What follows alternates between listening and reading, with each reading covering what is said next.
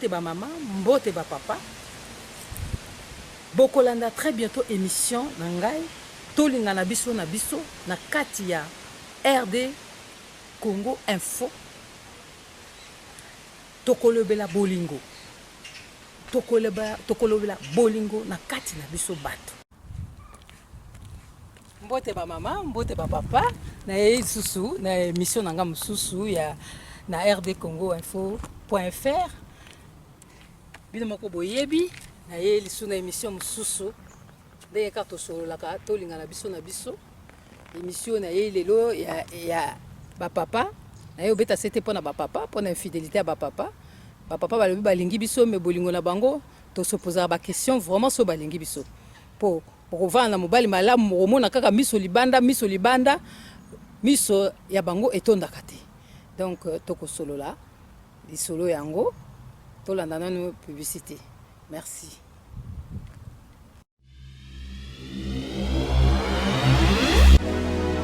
Problème de sommeil, de baisse de glycémie ou de fatigue physique, Maxi Bien-être pallie à tous ces désagréments au quotidien.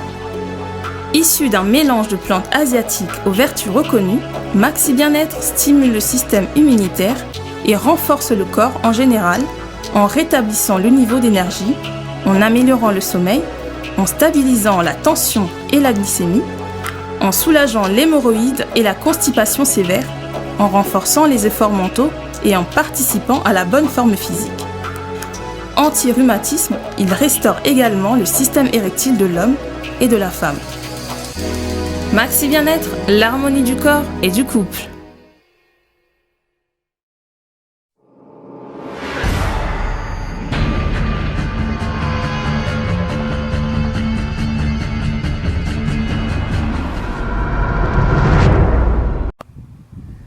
Mbote ba papa, mbote ba mama, nga wana na lisusu na émission na ngai tolinga na biso.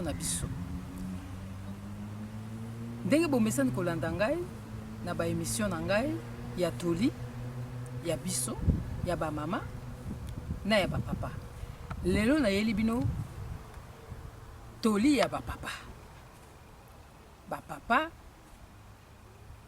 mingi tolobaka kaka ba mama mikolo nyuso na obeta ka sete na zopesa ba conseil ka ba mama. Lelo pe na yende po kopesa pe ba conseil na ba papa. Ba papa obala kabiso. Bolinga kabiso, obali biso, botie biso na ndako na bino. Merci mingi na ndenge bo honora kabiso. Biso basi. Bo pesa kabiso lokumu. Botia kabiso na ndako na bino. Merci mingi. Topesi bino nyonso ba papa nyonso mokili. Topesi bino merci. Ndenge bo bala kabiso ba mama, botie biso na ndako. Mais papa, soki obali ngai, obali mama, otie na ndako. Po lingiye. Po okamata obala mwasi n'importe quoi ou n'importe qui okotia na ndako te. Soki ozu engagement wana ya ko bala mwasi, ko kende liboso ba boti na ye, ko mema ye ti na mairie na l'état. C'est que olingiye. C'est que omoni mwasi mususu na vie na yo azate. C'est que oponi ye po aussi sa vie na yo na ye. Normalement ezaka ndenge wana. Donc bino na ye bokomi mutu moko. Na tango apasi, na tango bisengo oza wana. Mais tozo ko mona makambo mingi oyo ezeko leka na kati ya communauté na biso, ezeko kambusa biso. Tozo ko se poser ba question, soki ba papa ya solo penza ba bala ka biso na bolingo penza ndenge tolobi bolingo ndenge nzamba so senga biso bolingo. Obi ba bala ka biso pona posa na tia mwasi na ndako po nazala respecté, na tia mwasi na ndako po alambela kanga, na tia mwasi na ndako po abotela nga bana. Po nzela ona koleka na mwasi naza respecté. Na lingi na mituni naza ko tuna question wana. Poso bo bala ka biso pona bolingo. Mais na monite pona nini bo okovana na mwasi 5 ans, 10 ans, même parfois 3 ans, il y a un mariage OK ko libanda. OK ko tromper. Okomi na makango. Omemi lokuta na kati ya ndako. Ofungoli porte na diable. Pour diable a régné na kati ya ndako na yo. Mais olobaki il y a 2 ans, il y a 3 ans, na miso ya bato nyonso ba posaki yo question. Mère a posé question. Ba parents ba posé question. On dit maki olobi ko olingi ye pour le meilleur et pour le pire. Oponi ye na kati ya basi nyonso to. Mais tango kotika ye otiki ye na kati ya ndako okomi libanda. Libanda eza ndako te. Libanda eza kati te. Miso na yo emoni oluli. Mais oyebi koza mobali obala. Ozwa engagement na miso ya ba parents na miso pe ya l'état na miso pe ya nzambe. Mais yo papa ozwa ki engagement. Yo wana miso na yo soko moni mwasi azoleka miso no epa ya mwasi. Omoni mwasi azoleka za formé na ndenge moko ndenge nzamba sala ka bana na miso no likolo ya mwasi azoleka. Omoni soso aleki miso na yo likolo ya mwasi azoleka. Mais obosani ke o eza na ndako na olulaki ye pe avant bala ye olulaki ye. Azaki na ba critère yo sepelaki na ye. Yangona olulaki ye obali otie na ndako. Okomi kokende libanda. Lokwa misono eza na lokoso, oza kotala basi, oza komona oyo obali na ndako, akomi muke, ou bien aza munene mingi, ou bien asali boye azongisi boye. Mais basi nyonso ndenge balobaka, ndenge bakoko bazalo basi nyonso bazala banka ndenge moko. La mususu koloba oyo aza na ndako, aza boye, oyo na okende libanda aza mieux. Okende kuna okutaka basi nyonso bazala ndenge moko kaka. Otiki oyo ndako okomi libanda, ofungoli porte na diable. Diable aye ko régner na kati ya ndako na yo. Okomi koya na lokuta po okoki kozala te ozala na makango na libanda, bongo ozala na ndako oya na vérité. Mingi oya kana lokuta. Okomi kokosa, okomi kobima, okomi kozonga ta, so mwasi alobi, ekomi problème na kati ya ndako. Bande konanga ba papa. Est-ce que vraiment bolinga biso ya solo?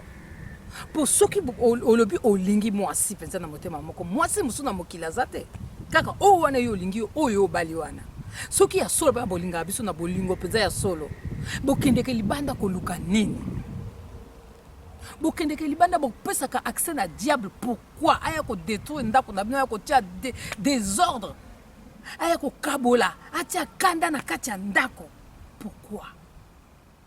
pourquoi na yoka ba papa muso balobaka okoko lia la nyoso olia ka pondu te faut changer le muso le makayabu le muso le fumbwa non wana ezana ba oyo bazako tambola na molili ba mutu ba ba mandengo wana mo oyo azako tambola na lumière akoki koloba te ke na mokile non il faut changer okoko lia ka pondu te okoko lia ka pondu le nsuto il faut changer lia madeso lia non osali choix na yo oponi mwasi moko obe mwasi wana soki asali yo mabete soki cause ya adultère eza na kati ya couple na yo te okoki kotika mwasi wana te okoki koboya mwasi te mpo boswani okoki koboya mwasi te bozwi baproblème nyonso ezala na solution nango soki bovandi mpenza bose communiquer bomikitisi yo papa omikitisi mama mikitisi botoluka solution problème ezodérange biso yango oyo tosolola mpo to avancer mokili oyo etambola na communication. Okomona obali mwasi na nde na ba genre na yo ndenge tokoma koloba genre na yo otie na kati ya ndako aboteli yo mwana moko aboteli bana mbale aboti ya misato aboti ya mine nzoto ne change bandi komona epamba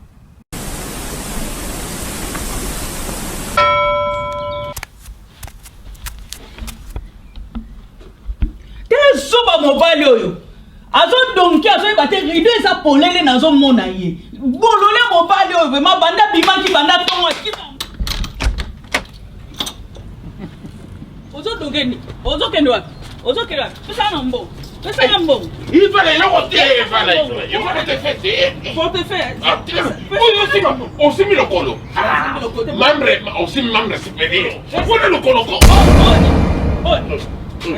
oni oh cadeau na menaki c'est la TV c'est là omoni olongoli ngakanda c'est là na sepeliko esa ani c'est la TV rotala ça yo compatriote solo yo bangai ngana combattante aux autres biloko ya England aux autres biloko ya France aux autres biloko missionnaire Mais combattante solo, faut te rappeler, ils sont beaux. Oh, obi que na sepeli. Notre compatriote, Nailio. Na sepeli vraiment. Ngadios, na sepeli TV. Kande sili. Évitez. Donc mbonga bana kutu ke no mela na yo lisi. Ah, nakamela. Ke no mela. Kota pa. Yaka to kota shi. Kota pa. Mobali na nga yaka. Ah ouais. Va.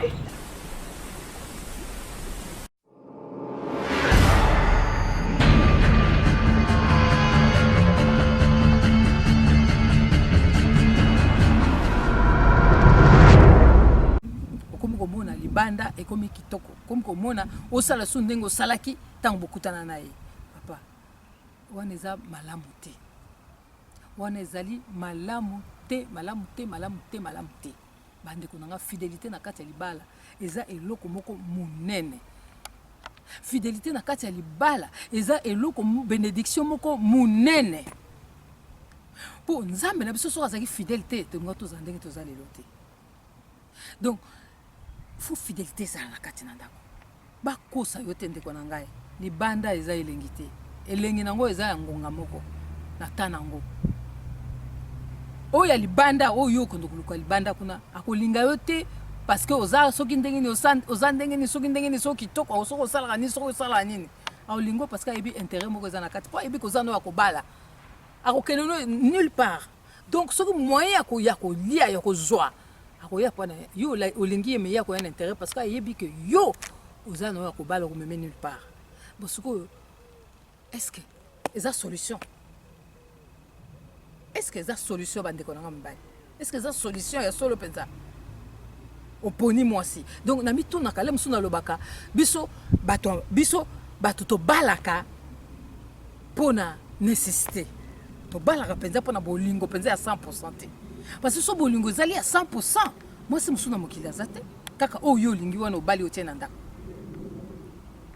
mais boyebaka mpe tant eza kotambola tant eza koleka makambo mpe na vie ezochange tozokola kaka mwasi moto akolaka te mobali mpe akolaka mbula ezoleka makambo mpe ezochange mokili ezobongwana bato mpe bazobongwana yo mpe ozobongwana yo mpe ozokola oyo otike na ndako olobi akomokola komobange ozwi jeune mais oza kosala erreur mpo jeune wana yo okoka kolanda rythme na ye te po yaza jeune aza na 25 ans yo olekisi 50 ans okolinga mwana 25 ans 30 ans 40 ans 42 ans eza mposo okomi na 60 ans 65 ans otikala yo moko souffrir osala AVC po ye sukasuka koluka moninga na ye age na ye osali nini tozomona baerreur wana mingi bandeko na nga mibali botika makambo wana botika makambo wana eza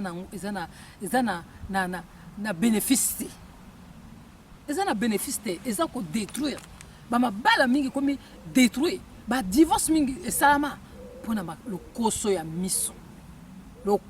ya miso eza sali te eta emonaka nyonso bapapa bamama bandeko soki omoni okoki te soki omoni ntango na yo nano ekoki te ya kobala tia temps ya fiançailles ezwa ata 1 an fiançailles ezwa ata 2 ans fiançailles ezwa ata 4 ans mais tia temps ya fiançailles réfléchir bien soki ye wana moto oponi mpo azala mama bana na yo azala molongani na yo azala pembeni na yo ti akende kotika yo na lilita oyo okende kotika ye na lilita mais soki omoni ke ta wana nano ekoki te kamata ta na yo kozala presa kosala libala te awa na kati ya mokili oyo toza na concurrence na moto moko te toyaki mpona kosala concurrence te toyaki mpo tolakisa te toyaki toza na biso baleki nzela toza koleka toyaki ntan na biso soki ekoki tozongi mais tovivre mwa ntan oyo nzambe apesi biso na kati na mokili na ye tovivre yango na kimia mpo tovivre yango na kimia ifo biso moko toluka kimia moto biso moto akolukisa kimia te yo moko moto akoluka kimia na kati ya vi na yo soki olingi mitungisi yo moko vi na yo eza na maboko na yo eza na maboko ya moto moko te choix ya vi na yo eza na maboko na yo papa choix ya vi na yo eza na maboko na yo mama eza na maboko ya moto moko te soki olingi kimia na kati ya vi na yo yo moto komema vi na yo na pete na bolingo na réflexion okolanda baninga te moto na moto aza na problème na ye bamisusu batambolaka azotambola me aza nde na bakanga ye quelque part la misusu baza na balien ya bafamille na bango la misusu baza na bakambo na bango yo kolanda bango te yo landa obe nzambe mpe landa mibeko baprincipe ya mokili po tambola malamu landa ba principe ya mokili. Ba principe ya mokili eza bolingo. Ba principe ya mokili ezali kosala moninga mabe te. Eloko olingi basala te kosala moninga te. Ye mpe aza na ndeko mwasi wana. Soki basali ndeko na yo mpe bongo yo okosepela te. Bandeko na ngai na ye lisusu na toli. Infidélité etondi na kati ya lingomba na biso na kati ya bato mangala. Infidélité ememaka vie ya moto ekoki kobasculer na infidélité. Surtout dans l'Afrique encore, on peut dire que ça peut se comprendre parce que en Afrique, bato ba vivre à libanda et puis ils ont des mususu. Mais ils appellent ça condamnable. Mais na poto infidélité ba papa ba se retrouver libanda. Libanda ba se ko la libanda pour batie bango libanda pour na poto ezalaka mwasi muto azaka na valeur koleka bon azaka na excusez-moi valeur te mais mwasi muto azaka na priorité surtout so azana bana azaka na priorité ko tika na ndako.